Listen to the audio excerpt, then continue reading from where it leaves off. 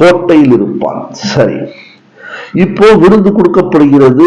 இப்போ ஒளிந்து நின்று அவன் இவங்க ஏதாவது பேச மாட்டாங்களா அறிவான விஷயங்கள் என்ற ஒரு ஆர்வத்தின் காரணமாக ஒளிந்து கொண்டு கேட்டுக்கொண்டு இருக்கின்றான்.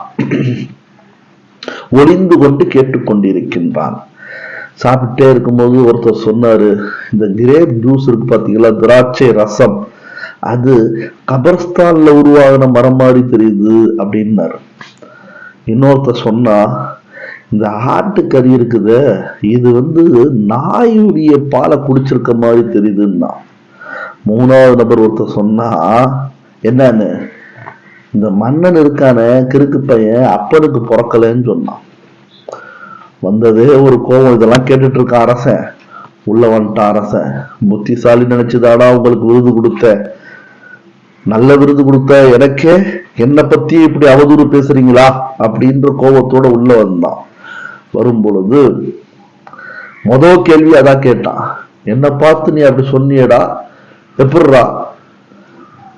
மன்னா, எனக்கு தோன்றதை நான் சொல்லியிருக்கிறேன், ஆனால் அது உண்மையாக இருக்கும், உன்னுடைய தாயிடத்தில் போய் கேட்டுப்பார் என்று சொல்லும் பொழுது, உண்மையிலேயே தாயிடத்தில் விசாரிக்கும் பொழுது மன்னன் அவங்க தாயிடத்திலிருந்து வந்த பதில் என்ன, உன் அப்பனுக்கு பிள்ளை இல்லை, அவனுக்கு பிறகு ஆட்சி செய்ய ஒரு ஆள் தேவை.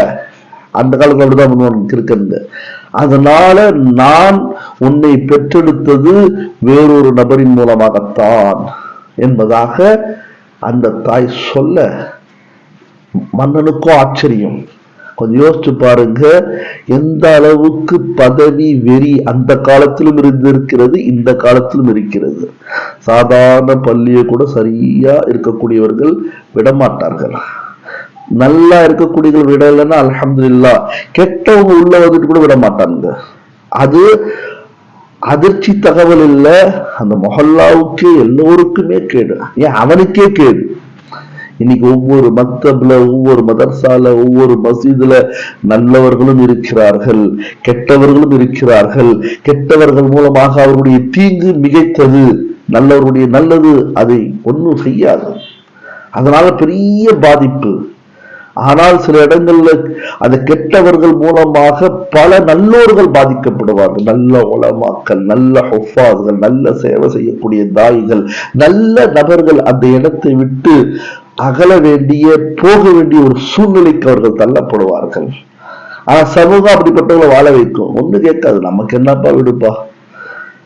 பதவி வெறி, அந்த பதவி வெறியின் காரணமாக இந்த அரசருடைய அப்ப தனக்கு பிள்ளை இல்லை என்று தெரிந்து கொண்டும் தவறான முறையில் ஒரு பிள்ளையை தன்னுடைய மனைவி மூலமாக பெற்றெடுத்து இவனை அரசராக்கியிருக்கான கொஞ்சம் பார்த்துங்க. அவன் கேட்டா, மன்ன நீ எப்படா சொன்ன கரெக்டா இது?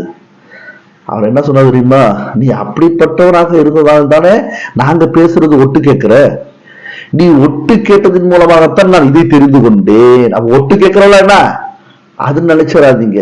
ஆனா நல்லவன் ஒட்டு கேட்க மாட்டான், நல்லது அவதூறு பரப்ப மாட்டான், நல்லவன் இட்டு கட்ட மாட்டான், புறம் பேச மாட்டான், முதுகுக்கு பின்னாடி குத்த மாட்டான், துரோகியா இருக்க மாட்டான், உறவுகளிலும் சரி நண்பர்களிலும் சரி. இவங்கெல்லாம் யாரு கேடு கட்ட வந்தா இந்த கேடு கட்ட வேலை செய்வான். மன்னா, நாங்க என்ன பேசுறோம் நீ கேட்ட இல்லையா, அதை வச்ச சொன்னேன்னா அந்த அறிவாளி. சரா, நீ எப்படி திராட்சை கபரஸ்தான்ல வளர்ந்ததுன்னு சொன்ன, டேஸ்ட் பாத்தீங்களா, சுவையே